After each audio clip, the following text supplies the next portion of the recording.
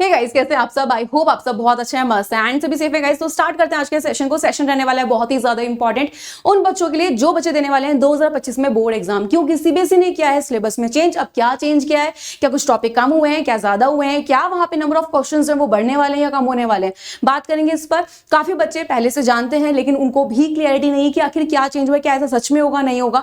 तो आपको यही बात मैं बताने वाली हूं। तो जल्दी से फटाफट सेशन को लाइक करना, शेयर करना, क्योंकि बहुत ही इंपॉर्टेंट चीज है। मैंने पहले बोला है उन बच्चों के लिए जो बच्चे 2025 में अपने 10th का बोर्ड एग्जाम देने जा रहे हैं। अगर आप भी 10th का बोर्ड एग्जाम दे रहे हो तो बिल्कुल ये वीडियो तुम्हारे लिए, ठीक है। देखो, सबसे पहली चीज मैंने आपको स्टार्टिंग से एक चीज बोली है कि हमेशा ना कॉन्सेप्ट पे फोकस रखो, क्योंकि जब आप कॉन्सेप्ट को पढ़ते हो तो आपके जितने भी क्वेश्चन है, चाहे वो ऑब्जेक्टिव हैं, चाहे वो शॉर्ट हैं या फिर लॉन्ग है, आप उनको बहुत इजीली कर लोगे, है ना। अब वहीं पे कुछ बच्चे ऐसे होते हैं जो रट्टा मारते हैं। अब रट्टा भी कैसे मारते हैं कि भाई ये 10 इंपॉर्टेंट लॉन्ग क्वेश्चन है, ये 5 इंपॉर्टेंट शॉर्ट है, उन्हीं को पढ़ के जाएंगे। अच्छा ये ऐसे है, पूरा रट कर जाते हैं। अब एग्जाम में नहीं मिला, क्या ही लिखेंगे वहां पे? जितना पॉइंट आता होगा वो लिख कर आए, अब उन पे क्या ही नंबर मिलेंगे। और ऐसा तो है नहीं कि भाई बोर्ड एग्जाम डायरेक्ट क्वेश्चन देता है, हम कहते हैं चलो डायरेक्ट पूछता भी है, लेकिन वहां पर अगर हम बात करें उसकी परसेंटेज की तो वो कम रहती है। अभी तक तो फिर भी ठीक था, लेकिन अब बात करेंगे 2025 में जो उन्होंने चेंज किया, यानी कि जो बच्चे 2025 में एग्जाम देंगे, यानी कि आप लोग ही दोगे, तो वहां पे क्या करा है, जितने भी जो डायरेक्ट क्वेश्चंस आते थे, ठीक है, उनकी संख्या कम कर दी गई है। यानी कि अब ऐसे क्वेश्चंस कम आएंगे। अब क्वेश्चंस कौन से ज्यादा आएंगे?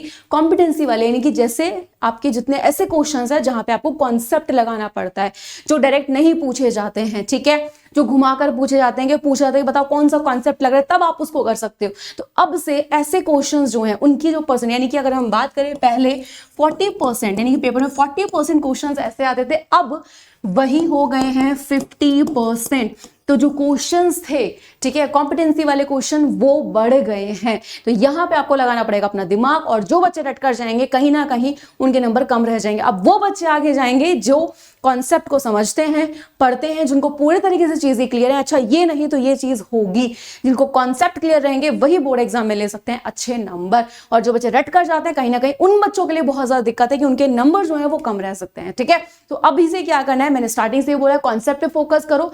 अभी भी आपके पास टाइम है गाइस, प्लीज कॉन्सेप्ट पे फोकस करो, अभी टाइम है। अभी तक रट्टा मारते थे, अभी तक कुछ भी नहीं पढ़ा, कोई दिक्कत नहीं है। चैनल पर आपके लिए सीरीज चल रही है, क्लासेस को मिस मत करो, क्लासेस प्रॉपर लो। एंड साथ ही साथ एक चीज और बोलूंगी, कॉन्सेप्ट को जब आप समझते हो देन क्वेश्चन प्रैक्टिस किया करो। पहले क्वेश्चन प्रैक्टिस करने का कोई सेंस नहीं बनता है। जब तक कॉन्सेप्ट आप नहीं करोगे तब तक क्वेश्चन प्रैक्टिस नहीं हो पाएगी। कॉन्सेप्ट क्लियर, क्वेश्चन कोई सा भी कर लोगे, चाहे ऑब्जेक्टिव हो, शॉर्ट हो या फिर लॉन्ग, ओके। तो इस चीज का रखना है ध्यान। मैं मिलती हूँ आपसे एक नेक्स्ट सेशन में, तब तक के लिए bye bye and take care guys.